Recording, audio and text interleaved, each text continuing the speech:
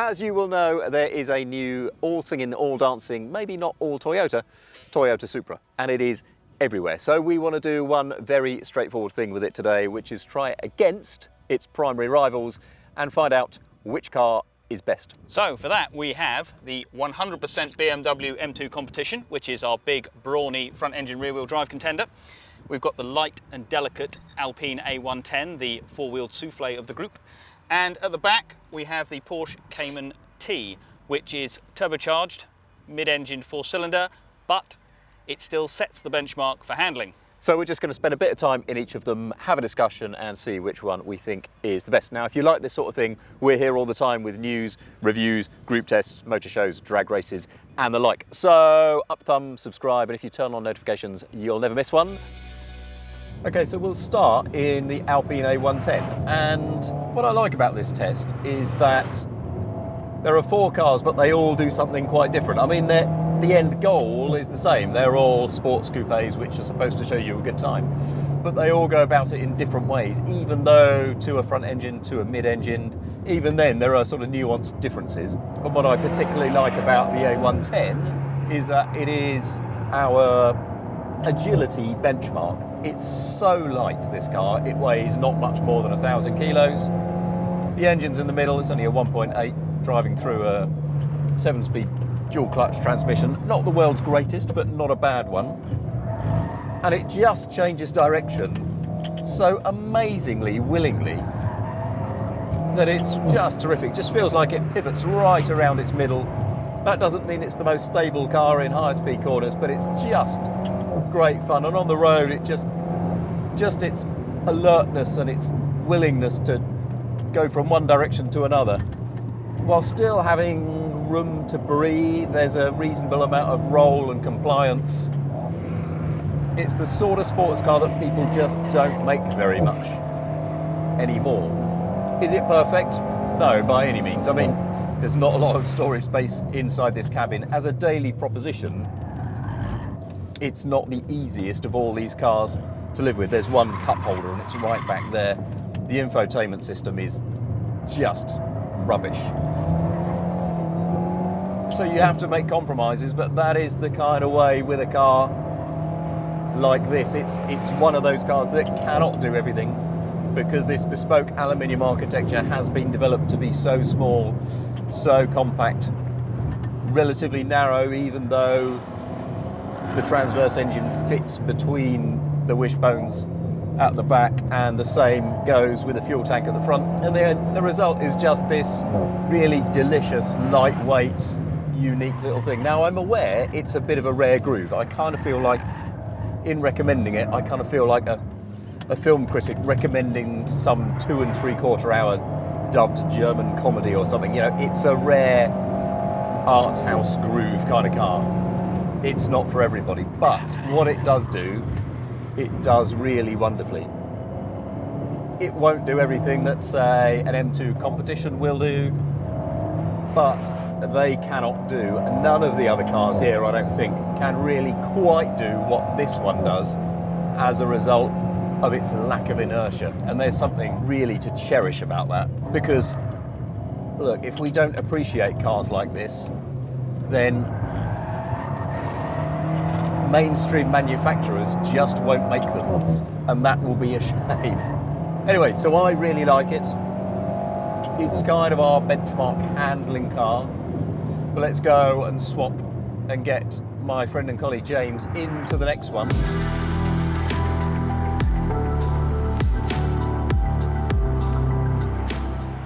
So, this is the Porsche Cayman. This is the car that outwardly, inwardly, however you like to say it, whether they'll admit it or not, this is the car that all other manufacturers benchmark. You want to build a sports car? You've got to beat the Cayman. And why is that? Well, it is simply the best, certainly in terms of its chassis. Mid-engined, just honed to perfection. And in this case, we're in the Cayman T, so this is the new one. This is arguably the most focused of the lot, the purest. It's meant to be a little bit lighter, although I'm not sure some fabric door straps really do much. It's got the smallest engine, the 2 litre, but it's now delivering 296 horsepower, and it revs out to 7,000 RPM, 20mm lower chassis, torque vectoring limited slip differential. It's the car that basically the purist wants to drive. Focused, sharp, responsive. And it really is. In terms of chassis, this thing is just sublime. The steering, it feels a little bit slow at first, but then it weights up nicely and it's just giving you enough feedback, and that slightly slow reaction allows you to build up the load through the chassis and start to feel both axles working. And you feel them both working. It's just balanced. That's the only word I can think to describe it. It's beautifully, beautifully balanced. It's just a car you revel in. Every corner is just something to enjoy and savour. Yes, it's got a lot of grip, and with that mid-engine configuration, it's got lots and lots of traction, so, you know, throwing it around requires some commitment. You've really got to want to get the back out, and on the road, that's probably going to end in an interesting conversation with your insurance company. But on a track here, you can really start to manipulate it and feel how the balance works, and it's just so nice. Now, obviously, there's an elephant in the room here, and you can probably hear it. It's that flat 4 engine. Now, we've been critical of this in the past. Porsche have done some work. It's got a new petrol particulate filter to meet WLTP regulations. They say it sounds better. I'm not sure it does. And the worst thing is probably what feels like a flat spot all the way up to 3,000 RPM. It just feels flaccid.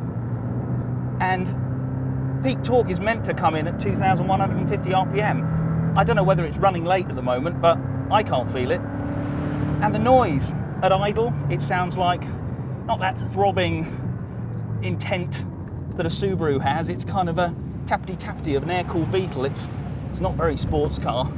It's effective enough, and once you get above 3,000 RPM, it piles on the revs, and you get going with a certain amount of alacrity. But up until that point, it's just a bit. Come on, here we go. And yeah, it's not what you expect of a Porsche. You want that howling flat 6, but we can't have it, so we live with it. And instead, you just have to revel in that chassis, which, oh, it's just sublime. You can just play with it all day long. I can see why every chassis engineer worth his salt basically takes one of these out, comes back, scratches his head a little bit and says, how are we going to beat this?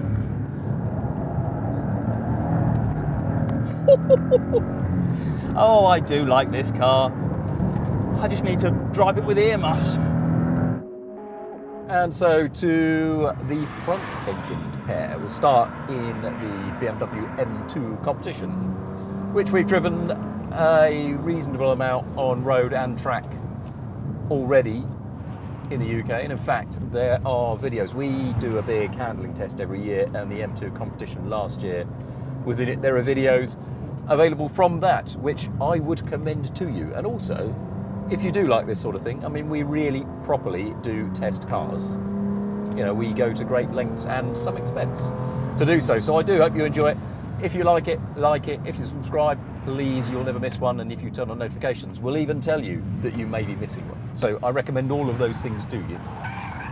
And meantime, to the M2 competition. So the first thing is to note, it has quite an engine. Oh, it's a really good engine. So there was a time, I think, some point last year when BMW said, right, we're going to stop with the current M2, we'll stick an M3 engine in it, detuned, so it's still a 3-litre 6. And the idea is then BMW's M division doesn't have to get so many different engines through the WLTP emissions regulations. But this is still a real zinger of an engine. Now, I've just got out of the Alpine not very long ago, so you can immediately tell, well, the engine's out the front. This is a heavier, bigger, gloopier car. It's more of a muscle car, more of a hot rod. The M2 kind of has been that way since its launch. The competition, when that came out, reduced some of those tendencies, made it a bit more of a sports car, a bit more engaging. And I've got to say, I have a lot of time for this car because it's got the extra beef, the extra oomph that the Alpine does not, and it's got a limited slip differential and the engine out the front. It's got a much more old school chassis balance to it. You know, you kind of trail the brakes in, set it up, and then as you get on the power, it then drives itself straight, or more than straight if you really want to. But there is poise and agility in a way that when the M2 was launched, although I liked it a lot, there was that poise that it didn't have back then, and that little bit of extra focus. Steering wheel is a bit too squishy. I wish it was a bit less squishy than this, but the steering weight and the actual sort of road feel are good. Not alive, but good. I think it's important to remember actually that, you know, this is a German car. As a result, it will have done a lot of development miles on the Autobahn, and that means it has to be very, very stable at high speeds, and it is. So the fact that the engine is where it is, it's a stable car, it's a bruiser. The fact that it's as agile and fun in corners as it is I think a credit to BMW's engineers. It's not a surprise, is it? I mean, they've been doing it for quite a long time. They're quite good at it. They all do cool things. They're not all perfect. They all do cool things in different ways. Let's find out, finally, of the quartet, what the Supra is like, and then we shall attempt some kind of verdict.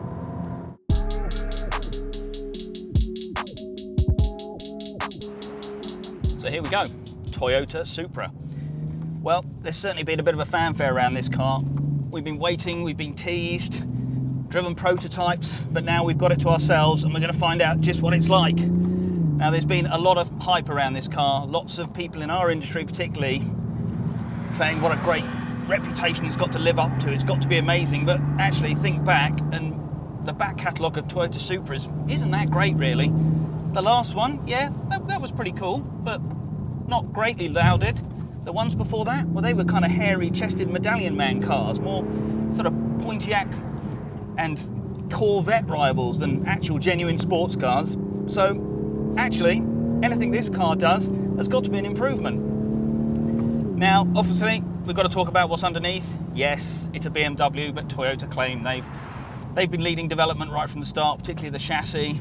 So you could argue the people that made the GT86 have made a great chassis, and it's got the best bits of BMW running gear, straight six with 335 horsepower, 368 pounds-foot of torque, and it comes in at 1600 RPM, and it feels like it absolutely rose along the straights from almost any revs, any gear. This thing absolutely goes.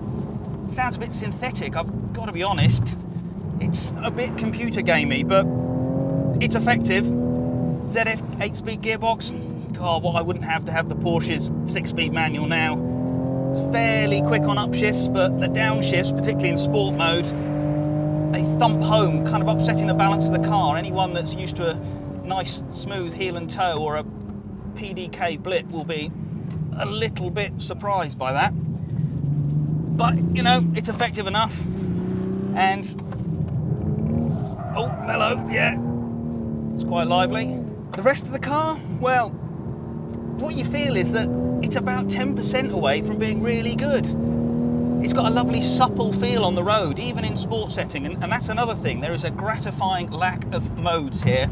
You have normal, press a button, you have sport. You can configure steering, throttle, gearbox individually, but other than that, it's quite simple. And compared to, say, the BMW, where you've got multiple modes, that's really refreshing. So even in sport, the ride is quite supple. There's a fair amount of control there, but you start to really lean on it, and that 1500 kilograms starts to show, and it can get thrown around quite a bit as the suspension struggles to control the movements. But take it a bit easier, and you can have quite a lot of fun. It feels heavier than it actually is and looks. It looks quite lithe. I mean, the looks are great, but start to get up into it, and it does feel a bit like it's struggling to keep up with everything. the Cayman feels much, much lighter on its feet, but there's just something quite nice about an old school, big engined, rear wheel drive sports car. It's not sharp, but then maybe that's what the GRMN's there for. This is the everyday car. The one that will give you a bit of fun when you want, but actually you can live with it. You don't want to punch yourself in the face after every journey because you've been jostled around. And you can quite easily overcome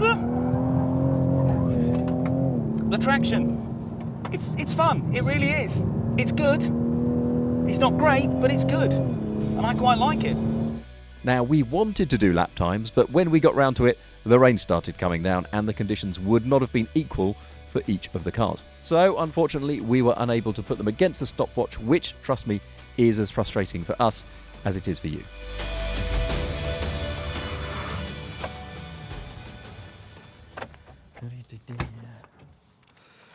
Oh, thank you, mate. Pleasure. Stop start has stopped started. Let's go. Right, do you like this? Do you know what? I think I do. I think I do. Go on, how much do you like it? I like it a lot, but not 100% totally love it. It's a good car. It's not a great car yet. Having driven all of these, Yep. right? Have you decided? Because I haven't. No. Have you decided which one is best? No. Is there a best? No. No, I'm not sure there is either. They're all good. I think we were saying earlier, they've all got flaws. Yeah. And with the other three, particularly in the case of the Porsche's engine, maybe the BMW's ride and compromised nature, that are big enough that they grate so much that you think, oh, all the rest of it's brilliant, but could I live with those? Whereas this has more flaws. There are more flaws in this, but they're less irritating. You could live with them more, Yeah. I think. And I don't know whether that makes it the car that's the best of the bunch. Okay. So all right, you've got a 10-year-old Ford Mondeo wagon. I wish. Yeah. And you're going to take one of these away on a monthly contract hire, PCP, whatever. You're going to all right, that's it. I'm going to buy a sport. That's it, darling. I'm going to go and buy a sports car, and I'm going to keep it for 3 years. So we've got the family wagon. Now I'm going to have a sports car on the drive. Yeah. Of the four, which one is it going to be? Cayman. No, it's not going to be the Cayman. Now That's fine. this Mondeo Yeah. that we've got is It's being a used? serviceable family car that you'd use every day if you want to, or you could jump in the sports car. You know, they are both at your service. I think I'd want to drive my sports car every day as well. Okay. And if that were the case, and it would do everything, it would take me to the shops, it would hack me up and down the M1 or the M40, it would drive me into town. But when I wanted to have a bit of fun, I think because this rides so nicely, and I know that sounds like an old man thing to say, it doesn't spoil the dynamics enough. I think I would maybe just choose this, maybe. I think I agree. I do think I agree. I think if I had an M3 on the drive, then maybe I'd have an Alpine as well, or the Cayman as well. Yeah. But actually, as a usable daily sports coupe, Yeah. I think you're right. This is not necessarily the most exciting or the most involving, but it is probably the least irritatingly flawed. Yes. And it's a bit peacocky, but it looks really good as well, I think. Right, so that is a non-conclusion conclusion. All right, the best car to drive here is Cayman. the Cayman. An element of all of them. I see what you mean. It would be the Cayman with the agility of the Alpine and the engine of the M2 and the looks and attitude of this, maybe. Yeah, and the gearbox of the Cayman. And the gearbox of the Cayman. But look, there's a mixed match. The short of it is, buy the one you want. That's the short of it. Yeah. But 5 years ago, if somebody said you're going to do a mega test of sports coupes and the Porsche Cayman is not going to obviously win, I would not have believed somebody when they said that. But now that is the case. There are at least 4 cars which you could have quite happily over a Cayman. So that is the non-verdict verdict. And if you like more of non-verdict verdicts, we usually come to a better conclusion than this. We also do drag races, news, reviews, motor shows, yada, yada, yada. So if you like it, give us an up thumb, subscribe, turn on notifications. You will never miss one. We will be back to make fewer decisions next time.